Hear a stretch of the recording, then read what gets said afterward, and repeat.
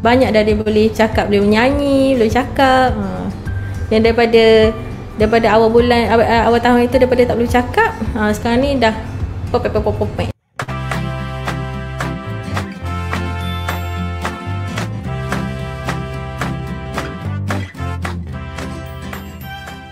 Okay, nama anak saya Adraili Ansha. Umur mula-mula masuk Domina ni 2 tahun lebih, sekarang ni 3 tahun lebih lah.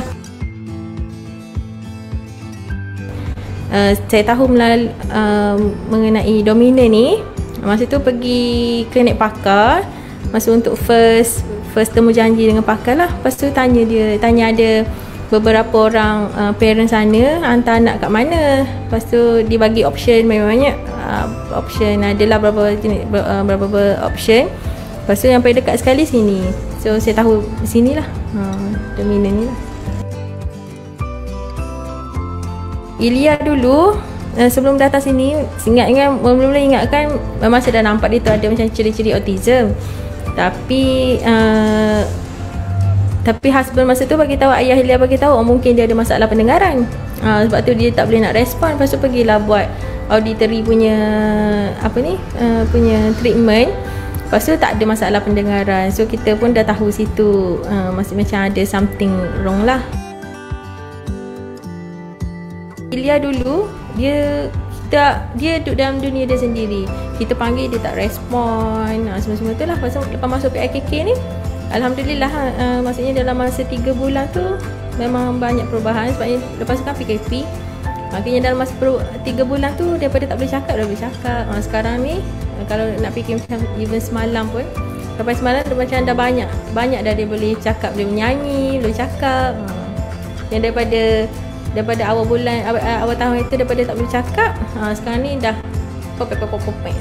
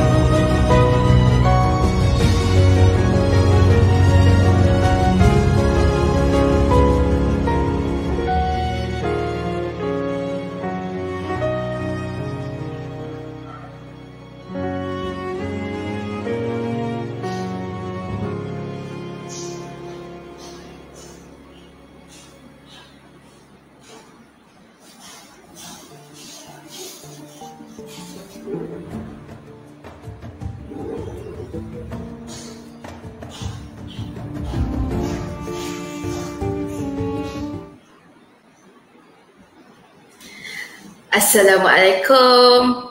Selamat pagi semua. Hari ini adalah live kita yang ketiga. Sebelum tu saya kenalkan, nama saya Oti Mardia ataupun student dekat Pusat Rehabilitasi Domina ni. Biasanya panggil saya Teacher Mar. Okey. Untuk hari ni, sesi live kita hari ni, Ibu Ayah akan bersama dengan saya lah. Tetapi kalau minggu lepas kita ada ST Izana dengan ST Fazilah, minggu ni pun sama, bukan saya seorang yang akan cakap kat sini. Saya ada lagi seorang kawan saya yang akan join sesi live kita hari ni. Mesti kawan saya ni excited dah nak cakap dengan ibu ayah semua. Okey, silakan Oti Suria. Selamat pagi Cuma dan juga semua yang bersama kita hari ini. Okey, selamat pagi. Selamat pagi. Okey, sebelum itu saya perkenalkan diri saya. Saya merupakan terapis secara kerja di Dominant Center. Nama saya Nur Suria Meti Muhammad atau lebih dikenal sebagai Teacher Su di Dominant Center.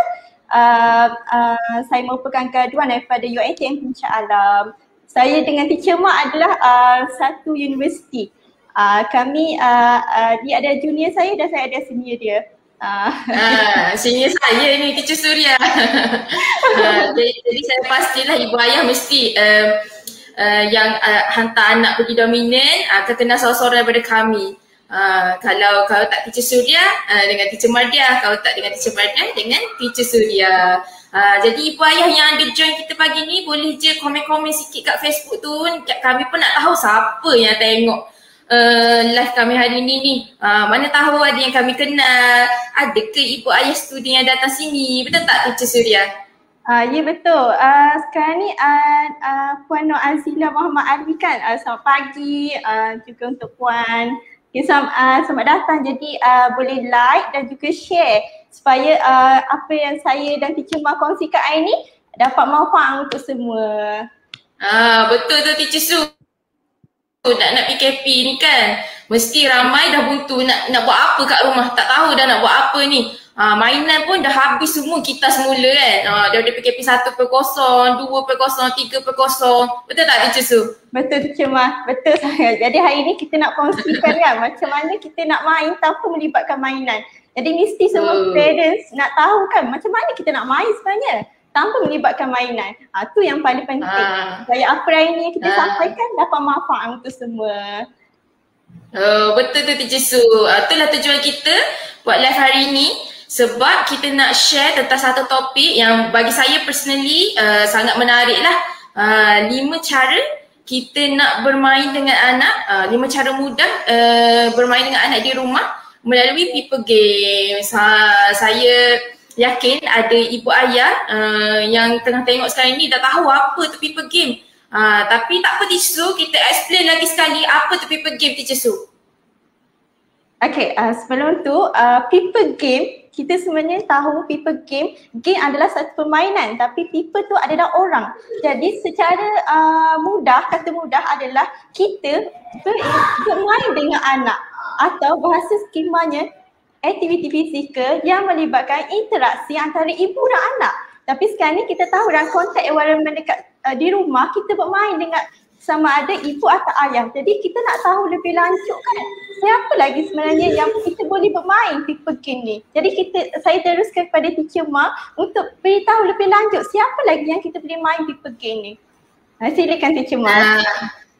Okey, macam yang Teacher Su cakap tadi, people game ni adalah permainan yang melibatkan anak dengan kita. Tapi tak semestinya anak dengan kita je. Memang ibu bapa penting, tapi kita boleh je pelbagaikan cara kita main dengan anak tu. Contohnya kan, selain daripada main dengan ibu bapa, kita boleh juga main dengan sepupu. Yang paling penting dalam people game adalah mesti dengan kehadiran anak. Yang kedua, dengan kehadiran ibu bapa. Dan yang ketiga, kalaulah people game ni anak main dengan kawan ke, sepupu ke, adik-beradik ke, pun mesti ada ibu ayah untuk pantau anak bermain. Macam tu Teacher Su. Okay, Teacher Su, kita duk cakap kan pasal people game ni, sebenarnya apa yang bagus tentang main people games ni?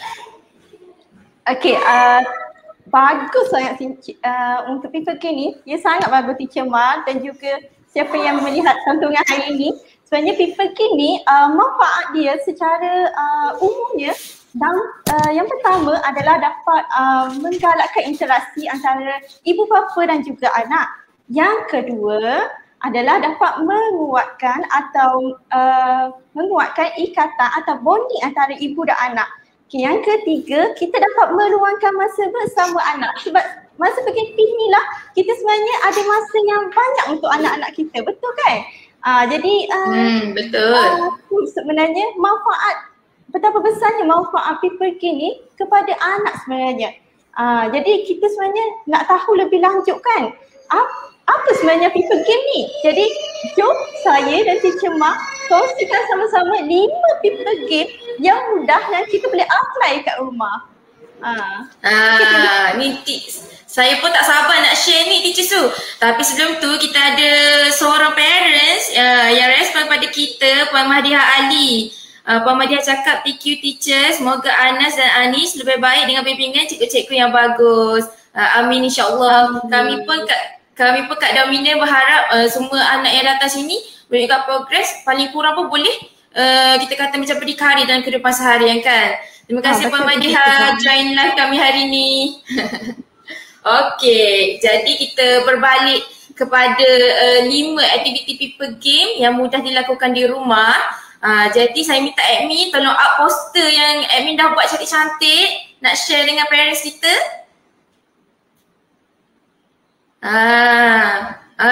Ni dia 5 aktiviti people games yang mudah dilakukan di rumah. Okey, hari ni kita share 5. Yang pertama, main kejar-kejar. Saya yakin sebenarnya main kejar-kejar ni daripada zaman kita kecil-kecil lagi pun kita mainkan. Dan saya yakin juga ramai parents yang main benda ni dekat rumah dengan anak. Yang ni yang pertama. Okey, yang kedua, Teacher Su, yang kedua tu apa tu? Kletek. Nampak simple kletek ni kan, tapi Teacher Mak akan terangkan lebih detail apa tu sebenarnya kletek.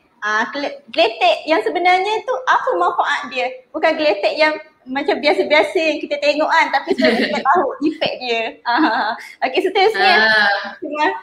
Okey, betul Teacher Su. Okey, seterusnya kita ada aktiviti Give Me 5, Give Me 10. Wah, ni macam biasa kan kita dengar Give Me 5, Give Me 10. Tapi sebenarnya walaupun aktiviti ni simple, tapi dari sudut terapi ada manfaatnya. Kalau nak tahu kena tunggu. Okey, yang nombor 4 kita ada aktiviti Upside Down. Wah, Upside Down ni nama Mak Saleh. Kalau nama Melayu pun tak tahulah macam mana kalau Terengganu kita panggil tunggang terbalikkan anak lah kot. Kepala ke bawah. Ada juga manfaat dia ni. Nanti Teacher Su akan share dengan lagi detail tentang aktiviti Upside Down ni. Okey, yang terakhir Teacher Su? Yang terakhir adalah contralateral claps. Yang ni saya akan share kepada semua yang hadir untuk melihat kami secara live hari ini. So saya akan share contralateral claps ni dengan lebih detail untuk seterusnya. Okey, sekarang kita akan pergi kepada next point yang pertama, iaitu main kejar-kejar. Jadi kita nak tahu kan? Teacher Su, sebelum tu ada parents lah. Assalamualaikum, selamat pagi semua. Puan Akmal Kamarudin, selamat pagi Puan. Waalaikumsalam. Terima kasih kerana join live kami. Lepas tu kita ada lagi seorang parents. Hi teacher, TQ atas bimbingan dan tunjuk ajar. Medina makin banyak improvement. Alhamdulillah. Kalau banyak improvement tu asbabnya, antara salah satu asbabnya mesti parents rajin pakat rumah ni. Betul tak Teacher Su? Betul. Okay Teacher Su. Okay, jom point pertama Teacher Su nak explain tadi. Okay, point yang pertama tadi main kejar-kejar. Jadi mesti semua nak tahu main kejar-kejar. Macam mana kita nak main kejar-kejar? Ada kita main kejar-kejar tapi kita tak tahu macam mana suksesnya sebenarnya main kejar-kejar tu. Jadi cara nak bermain kejar-kejar, yang pertama ibu atau ayah yang mengejar anak. Yang kedua, apabila ibu dan ayah mengejar anak dan anak lari, seterusnya kita nak anak pula yang kejar ibu atau ayah. Jadi macam mana kita nak tahu berjayanya main kejar-kejar kita tu adalah apabila anak berjaya kejar ibu ataupun ayah. Tapi jika anak tidak dapat mengejar Jadi masa itulah kita memerlukan peranan ibu bapa untuk menggalakkan anak untuk mengejar kita. Jadi macam mana? Contohnya ibu berlari. Okey. Jadi ayah akan membantu anak untuk kejar ibu. Jadi itulah sebenarnya kita nak main kejar-kejar tu, itulah sebenarnya kita nak pencapaian yang anak tu dapat. Jadi selain main kejar-kejar, kita dapat menggalakkan interaksi dengan anak dan kita dapat mengajar anak untuk menunggu giliran. Jadi itulah sebenarnya main kejar-kejar yang kita nak kongsikan hari ini. Okey, seterusnya kita bergerak kepada poin nombor 2. Okey, silakan Teacher Mak. Terima kasih teacher untuk poin nombor 1. Nampak je simple kan main kejar-kejar. Tapi sebenarnya ramai student dekat yang datang dekat dominant ada yang kita perlu ajar untuk main kejar-kejar. Masa awal-awal nampak awkward kan, nampak janggal. Tapi lama-lama student sendiri makin excited untuk main kejar-kejar dengan kita. Jadi kita tahu student dah mula ada interaksi dua hala antara diri pelajar dengan diri kita. Okay, untuk poin yang kedua, sebelum tu ada Ibu Firash. Hai Teacher Mar, Teacher Su, Ibu Firash ni. Hai Puan. Hai Puan. Terima kasih masuk live kami hari ni. Okey, poin yang kedua ialah aktiviti geletek. Kalau aktiviti geletek ni memang kita kata macam biasalah kan, daripada student tu baby lagi, saya yakin ramai parents yang main geletek dengan anak, betul tak? Sebenarnya walaupun aktiviti geletek ni nampak je simple, tapi dia ada beberapa elemen, kita kata elemen terapi yang ditawarkan oleh aktiviti simple ni. Okey, yang pertama dia melibatkan sensory. Bila kita kata kita geletek kan, kita gerakkan tangan kita atas kulit anak, sebenarnya kita sedang bagi satu sensory yang kita panggil sentuhan ringan. Sentuhan ringan ni bila tangan kita bergerak, dia tak tekan sangat kulit anak tapi dia duduk je atas tangan anak macam ni, betul tak? Jadi dia adalah satu aktiviti sensory yang bagus. Sebab untuk peringkat awal, kita kalau boleh kita tak naklah bagi anak terus dengan kita kata macam sentuhan yang, kita kata sentuhan yang menekan, sentuhan yang berat. Kita mulakan dengan sentuhan ringan dulu. Yang tu yang pertama. Okey, yang kedua, bila kita main geletek, kalau anak tu, biasanya lah kalau student yang datang sini umur setahun ke atas kan, setahun, 2 tahun. Okey, biasanya terapis kat sini akan gunakan aktiviti geletek ni sebagai salah satu cara untuk ajar kosakata baru. Contohnya kan, kalau anak tu umur 2 tahun, kita boleh start dengan ajar kosakata yang simple-simple. Contohnya macam tik-tok, tik-tok, tik-tok. Yang tu yang pertama. Ataupun apa lagi, kalau kita nak ajar anak contoh mengeluarkan bunyi kan, ai, ai, ai. Kita guna, kita kata macam kosakata yang simple-simple je supaya kita dapat bantu anak untuk keluarkan suara secara fungsional. Okey, yang ni yang kedua. Okey, yang ketiga, kalaulah anak dah umur 3 tahun ke atas kan, kalau 3 tahun ni, 3 tahun ke 4 tahun, waktu yang kita kata macam sesuai untuk kita bagi pendedahan awal kepada nombor. Jadi kalau yang saya biasa buat dengan student di dominant, biasanya saya akan kira 1, 2, 3, 4, 5, 6, 7, 8, 9, 10 geletek macam tu. Jadi kalau aktiviti geletek ni, kalau student yang contoh sensitif dengan joint compression kan, lepas dia saya buat joint compression 10 kali, contohnya 9, 10, saya terus akan geletek. Jadi lama-lama bila student datang, dia dah tahu dah joint compression ni aktiviti yang seronok, bukan aktiviti yang sakit sebenarnya, macam tu. Yang ni lah tiga kita kata macam faedah main geletek. Sebenarnya ada banyak lagi, tapi 3 ni yang saya share yang sesuai dengan umur kebanyakan student yang datang dekat dominant. Macam tu Teacher Su. Okay. Ya, Teacher Mar. Geletek ni bukan saja kita nampak macam biasa yang geletek ni, tapi sebenarnya banyak manfaat geletek ni untuk anak-anak yang punya isu sensory, dan juga untuk kita menggalakkan anak tu rasa happy. Sebab bila kita geletek kan, mesti anak akan gelak kan. Jadi tu sebenarnya kita rasa happy bila anak tu gembira. Saya nak ucapkan selamat datang kepada Puan Hajariah Awan. Bagus perkongsian hari ini dengan sama kerja. Terima kasih Puan. Terima kasih Puan. Bagus ni multitasking.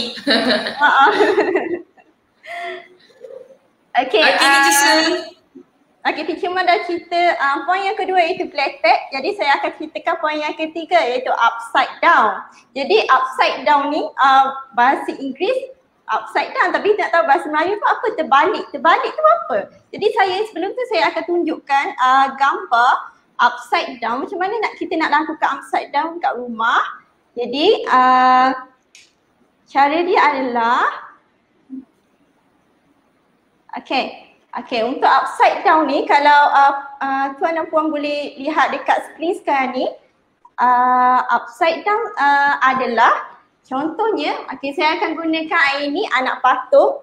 Jadi upside down ni adalah anak akan duduk dalam keadaan menghadap kita di atas riba kita, dan kita akan pastikan anak berada dalam kedudukan yang selesa, dan pastikan kaki anak, dua-dua kaki anak berada pada pinggang kanan dan kiri kita. Lepas tu kita akan menyokong, tangan kita akan menyokong bahu dan juga leher anak, dan kita akan perlahan-lahan menghalakan kepala anak ke bawah. Jadi itulah sebenarnya upside down yang saya nak ceritakan hari ini. Jadi sebelum ni saya nak kongsi, sebenarnya saya pernah handle satu sesi dengan anak yang mula-mula saya lakukan sesi, dia sangat takut. Dia pegang kuat-kuat pinggang saya supaya saya tidak menghalakan kepala dia ke bawah. Tapi apabila dah sesi yang kedua, yang ketiga, dia dah mengurangkan, rasa takut tu dah semakin berkurang. Jadi kat sini kita nampak sebenarnya upside down tu sangat membantu merangsang keseimbangan badan, ataupun dalam bahasa yang lebih saintifik adalah darius vestibular. Di samping kita menggalakkan darius vestibular, kita dapat membantu memberi ketenangan kepada anak dan juga dapat merangsang alertness kepada anak. Sebenarnya dia nampak seperti simple, tapi sebenarnya dalam simple tu dia mempunyai merangsang, terutama anak-anak yang mempunyai masalah sensori. Betul kan Teacher Ma? Teacher Ma mesti pernah lakukan pada anak Teacher Ma kan? Jadi cuba Teacher Ma kongsikan anak Teacher Ma pula macam mana? Betul tu Teacher Su. Saya memang sokong 100% lah apa yang Teacher Su cakap tadi.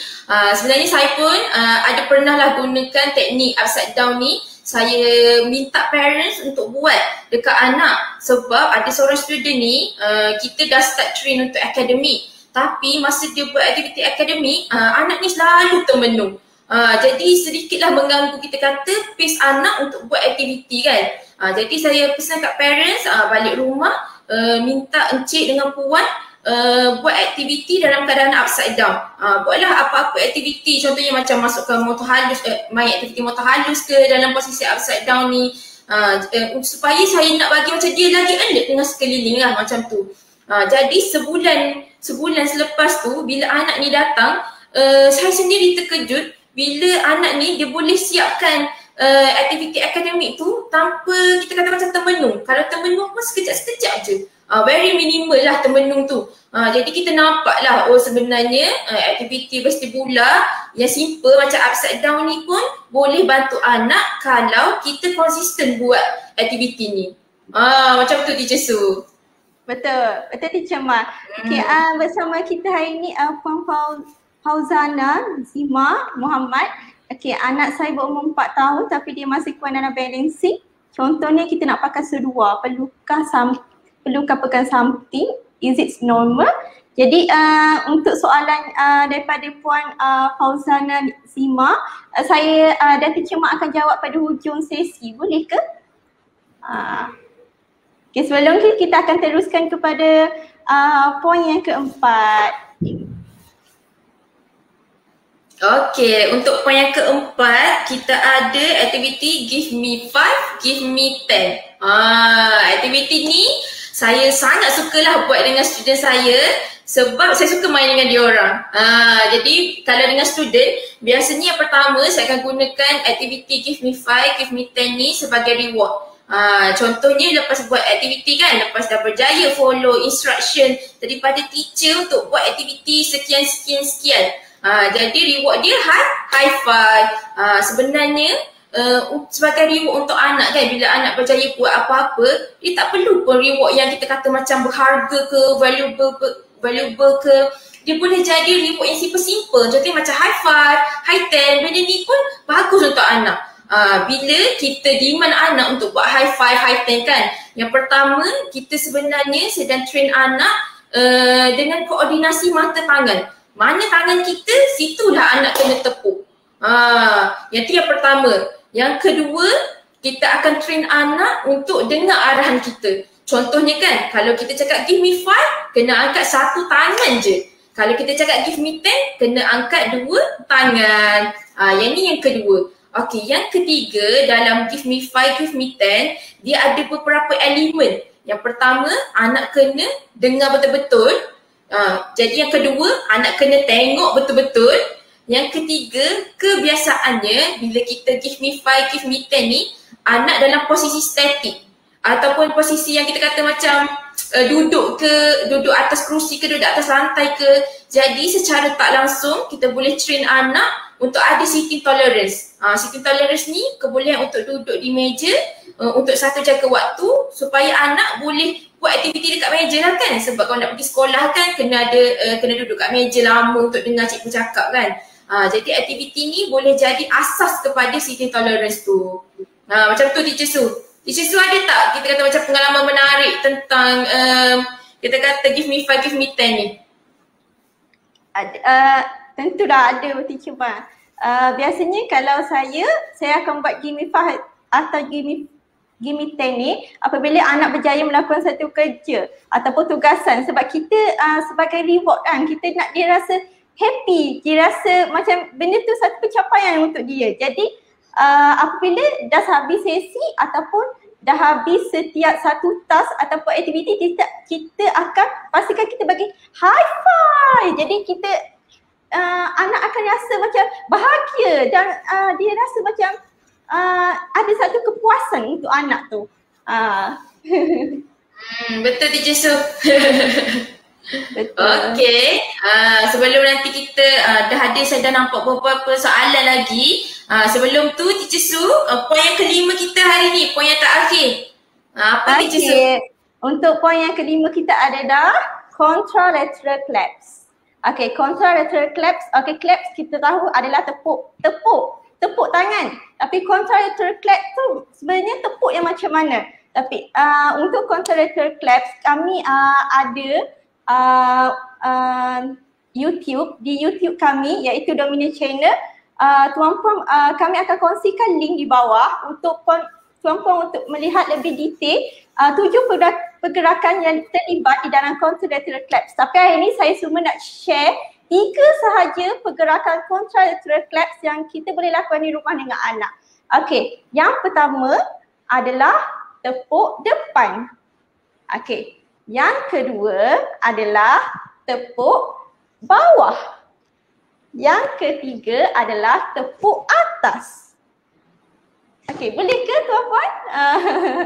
Sebab contralateral claps tu, sebab apa nama dia contralateral claps? Sebab apabila tangan kita adalah tangan kanan dan kiri, tapi anak akan menggunakan untuk menepuk tangan kanan kita ni dengan tangan kiri. Pasal tak? Dia kontra, yang opposite, bertentangan dengan anak. Jadi sebenarnya contralateral claps ni sangat bagus untuk kita membantu anak penggunaan dua tangan. Okey, sebab kita akan menggunakan tangan secara bilateral. Okey, lepas tu kita akan menggalakkan interaksi dengan anak sebab kita akan bertentangan mata dengan anak. Jadi yang ketiga, kita akan dapat meningkatkan koordinasi mata dengan tangan. Sebab masa kita akan menepuk tu, dia akan kita dengan anak tu dalam satu masa. Sebab ia serentak. Okey, tepuk depan, tepuk bawah, tepuk atas. Di samping juga kita dapat memahami anak konsep depan, belakang dan atas. Oh, menarik tu Teacher Su. Oh, nampak simple je kan, tepuk. Tapi rupanya ada banyak juga manfaat dia kan. Lepas tu cara tepuk pun kita kata macam ada kita kata memperkenalkan konsep arah kepada anak.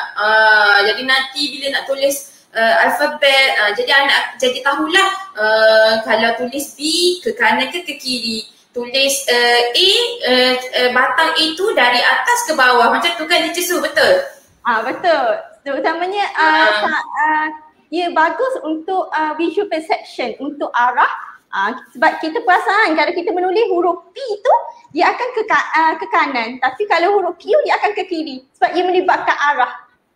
Jadi sebenarnya basic skill untuk sebelum anak-anak tahu membezakan huruf kecil dalam alfabet adalah kita tahu tentang arah kanan dan kiri. Betul tu Teacher Su. Sebenarnya untuk pengetahuan ibu ayah, untuk anak-anak yang sedang membesar sebenarnya sangat kurang aktiviti yang melibatkan arah. Jadi sebab tu kalau ibu ayah nampak bila anak membesar dan mula belajar ABC, bila anak belajar tulis ABC dia akan ada tertukar B, D, dia akan ada tukar kita kata macam huruf-huruf yang ada perbezaan dari sudut arah. Kebiasaannya faktor tertukar ni berkait dengan memory, tapi ada juga sebab kurang pendedahan kepada konsep arah menyebabkan anak tak boleh bezakan kiri dan kanan, tak boleh bezakan atas dan bawah. Tu pun antara salah satu sebabnya. Okey Teacher Su, dah settle dah 5 poin kita hari ni. Okey, jom. Okey, sekarang kita ada beberapa soalan daripada parents. Kita start jawab daripada atas. Okey Teacher Su? Okey, boleh Teacher Ma. Okey, mari saya baca dulu soalan. Anak saya berumur 4 tahun tapi masih kurang dalam balancing. Contohnya bila nak pakai kas luar, perlu pegang sesuatu, contoh bahu atau kerusi untuk berdiri sebelah kaki. Normal ke? Kalau tak, apakah exercise yang boleh buat untuk improve balance skill dia? Teacher Su, melibatkan balance skill satu kaki. Kalau satu kaki ni kebiasaan. Okay, Teacher Su. Okay, untuk anak berumur 4 tahun, sebenarnya berdiri satu kaki tu memang perlu dipraktis. Dia normal untuk 4 tahun baru kita nak stand satu kaki. Sebab memang untuk perkembangan anak-anak memang 4 tahun ke atas tu kita memang start untuk dia melompat satu kaki. Jadi kita akan start dulu dengan stabilkan satu kaki. Jadi macam mana kita nak improve, kita nak balance kita satu kaki ni adalah kita sentiasa melakukan aktiviti yang melibatkan satu kaki. Okey, contoh kita start dulu dengan aktiviti kita berdiri dekat dinding, anak berdiri dekat dinding dan angkat satu kaki dan satu tangan menahan pada dinding. Tu step yang pertama. Jika ibu bapa nak lakukan dengan anak kat rumah untuk meningkatkan kestabilan satu kaki. Okey.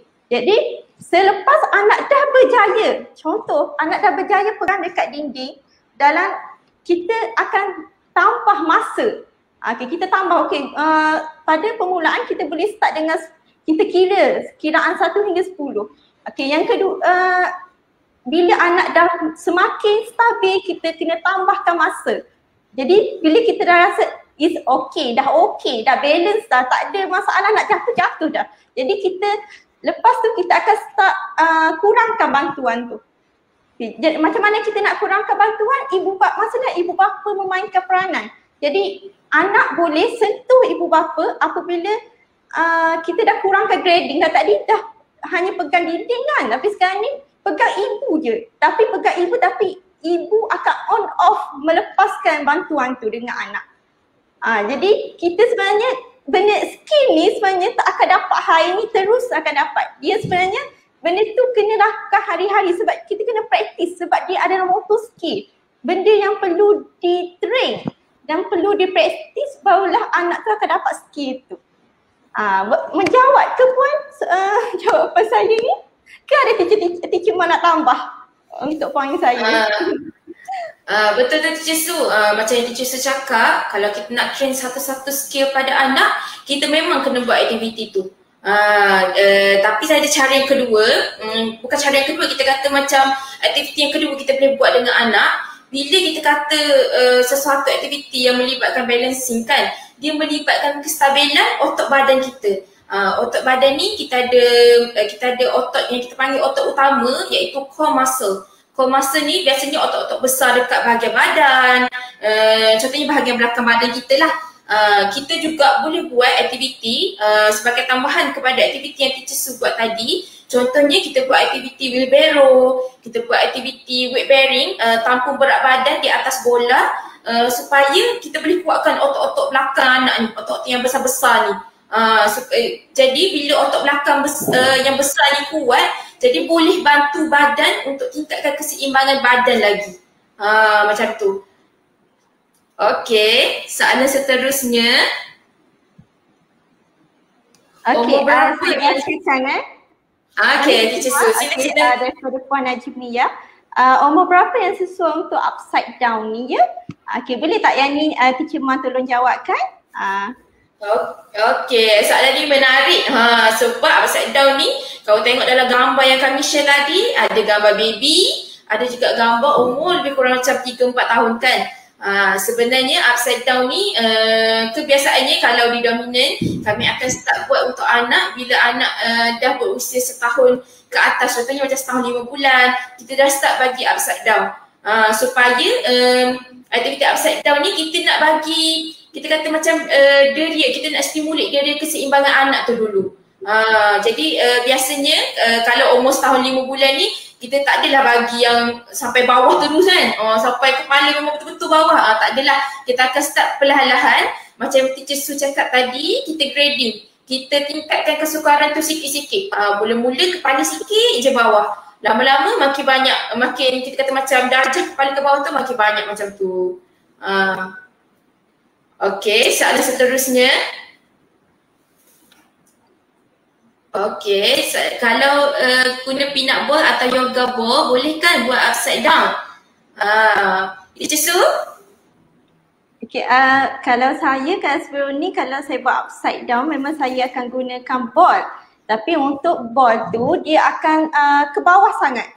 Tapi kita boleh betul macam teacher Man bagi tahu, kita kena grading, kita boleh letakkan dia di atas permukaan peanut ball. Tapi sebenarnya peanut ball tu dia ada bagi vestibular input tu. Dia bounce. Dia kan lembut, tekstur peanut ball tu. Mungkin anak takut anak ada isu dengan tekstur peanut ball tu. Jadi kalau boleh saya untuk permulaan ni puan boleh cuba untuk lakukan dengan puan dulu. Duduk atas river, lepas tu lakukan dengan secara mudahnya, kita lakukan secara fizikal dengan anak dulu. Barulah bila anak dah boleh tolerate dengan aktiviti upside down tu, barulah puan teruskan dengan aktiviti dekat peanut ball. Sebab dia biasanya kalau saya buat laying on macam dalam keadaan macam ni, pronation tu dia okey sikit untuk anak, tapi bila kita dalam keadaan macam ni dekat peanut ball, biasanya anak-anak sangat tak selesa. Even dah macam dah improve pun dia punya vestibular issue tu. Sebab dia terlalu macam mana dia tak selesa dengan benda tu. Tapi puan boleh praktis dia dekat peanut ball tu.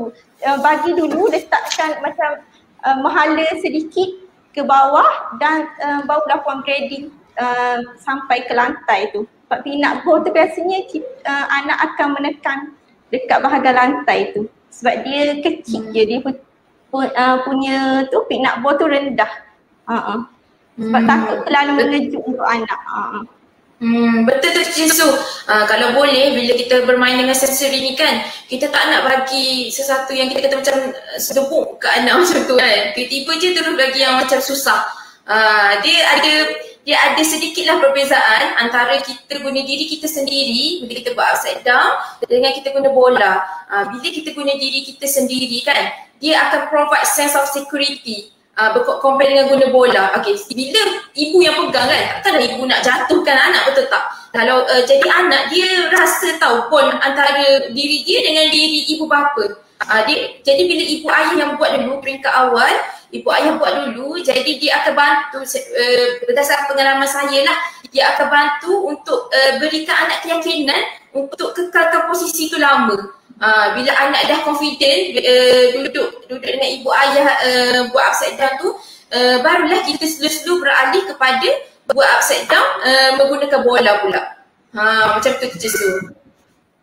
Betul. Okey, soalan seterusnya. Dalam sehari berapa kerap kita buat aktiviti upside down? Teacher Su, berapa kerap biasa kita buat? Sebenarnya aktiviti ni sebenarnya tiada yang kekerapan yang khusus sebenarnya. Kita boleh lakukan bila-bila masa, tapi kalau boleh timing upside down ni kalau boleh dilakukan pada sebelah pagi sebelum kita memulakan aktiviti yang lain. Contoh kita nak buat aktiviti table task, selepas tu kita nak bagi aktiviti contoh colouring ataupun kita nak bagi aktiviti puzzle note ke dekat meja, kita akan start dulu dengan upside down. Sebab upside down ni sebenarnya dia aktiviti yang melibatkan fizikal dan juga sensory. Jadi sebelum aktiviti tu sebenarnya kita nak tingkatkan alertness anak. Jadi kita akan buat dulu aktiviti upside down ni sebelum kita lakukan aktiviti-aktiviti yang seterusnya. Kan? Tapi kalau untuk kekerapan tu saya rasa 2 atau 3 tu paling maksimum lah saya rasa. Menarik tu Teacher Su. Lepas ni prepare kau nak buat aktiviti dekat meja, boleh buat upside down dulu dengan anak kan. Okay, lepas tu kita ada satu lagi soalan daripada Puan Najmiyah Tajuddin. Saya rasa soalan last ni. Jika umur 4-5 tahun sesuai. Sesuai Puan, kalau umur 4 ke 5 tahun sesuai selagi ibu ayah larang nak angkat anak. Kalau anak sihat kan. Ibu ayah pula kurus je, sakit juga tu nak angkat anak. Jadi selagi boleh kita kata macam terbalikkan anak tanpa menyebabkan kecederaan kepada ibu ayah, okey je nak buat. Terima kasih Ibu Ayah, soalan-soalan semua menarik. Betul tak Teacher Su? Betul. Kalau saya suka gabungkan upside down ni dengan aktiviti yang melibatkan motor halus ke. Contoh kan, ni anak akan ambil satu objek daripada kita, contoh ni adalah satu contoh stick ice cream. Lepas tu anak akan masukkan ke dalam bekas. Biasa saya kalau untuk 4 dan 5 tahun, kalau boleh Puan gabungkan aktiviti upside down dan juga dengan satu aktiviti sama ada motor halus untuk memasukkan stick ice cream ke dalam bekas ataupun Puan gabungkan dengan aktiviti puzzle note. Dia tak kisah, tapi sebenarnya kalau 4 dan 5 tahun ni saya suka gabunggan task. Sebab kita tahu 4 dan 5 tahun ni sebenarnya dia dah boleh tolerate dengan vestibular. Jadi kita kena tambahkan kesukaran tu. Kalau saya suka lakukan aktiviti sedemikian lah kalau dekat center ni. Betul tu Teacher Su. Saya pun suka buat aktiviti tu. Okey, jadi saya rasa kalau sampai sini sajalah kita punya live hari ni. Jadi beberapa ingat 5 aktiviti mudah ni. Yang pertama, boleh tak salah seorang daripada yang hadir untuk melihat sesi live kami hari ni untuk listkan 5 aktiviti people games hari ni supaya parents yang lain akan alert apa sebenarnya people game tu. Boleh ke salah seorang? Puan Najmiyah boleh ke type 5 aktiviti yang ataupun satu seorang? Okey, mungkin Puan boleh Puan Najmiyah 1 poin. Yang poin yang kedua seterusnya. Boleh. Okay, terima kasih Puan. Boleh teruskan. Okey, sementara Puan Najmiyah type tu, kami nak ucapkan terima kasih kepada semua ibu bapa yang join sesi live kami hari ini. Sangat seronok, semua sporting, semua responsif. Saya ingat Teacher Su sebenarnya nervous ni nak buat live ni. Biasanya ada ST Izana yang join kami biasanya. Hari ni tak ada ST Izana. Okey, terima kasih juga ibu bapa semua. Semoga bagi manfaat. Terima kasih semua supaya ilmu yang hari ini kami kongsikan dapat manfaat untuk puan-puan, puan-tuan dan juga untuk anak-anak. Sebenarnya jadi untuk sesi ni kita dah kongsi people game. Untuk next nanti kita akan kongsikan aktiviti yang seterusnya. Jadi jangan lupa aktiviti apa? Jangan lupa untuk saksikan sesi live live yang seterusnya lah untuk kita tahu apa lagi aktiviti-aktiviti yang kita boleh lakukan dekat rumah selain people game. Okey, dah ada jawapan dah Teacher Su. Dah. Terima kasih. Main kerja-kerja. Letter upside down, give me 5, contralateral claps. Terbaiklah. Memang betul-betul dengar ni. Okey. Jadi insya-Allah kami akan simpan live ni. Nanti kami akan share dekat Facebook untuk dalam YouTube. Nanti Puan Saidah, Puan Siha boleh tengok dekat YouTube. Nanti kami akan bagi link lah untuk Facebook tu. Betul-betul. Yang mana-mana yang terlepas tu boleh saksikan dekat YouTube. Betul. Jangan lupa share untuk kita sebarkan ilmu. Semoga para-para yang maybe macam tak tahu nak main apa kat rumah kan. Lepas tengok video ni, sikit sebanyak boleh bantu brainstorm idea untuk main dengan anak dekat rumah. Okey Teacher Su, sampai sini saja. Terima kasih ibu bapa, terima kasih Teacher Su. Terima kasih Teacher Ma dan juga ibu bapa untuk hari ini. Terima kasih, saya rasa sangat happy hari ini sebab ramai yang bagi support, ramai yang join kita dekat live, ramai yang komen. Jadi terima kasih sangat-sangat. Jadi kita bertemu lagi untuk seterusnya. Terima kasih. Okay. Assalamualaikum. Assalamualaikum semua. Jom like dan subscribe YouTube channel kami.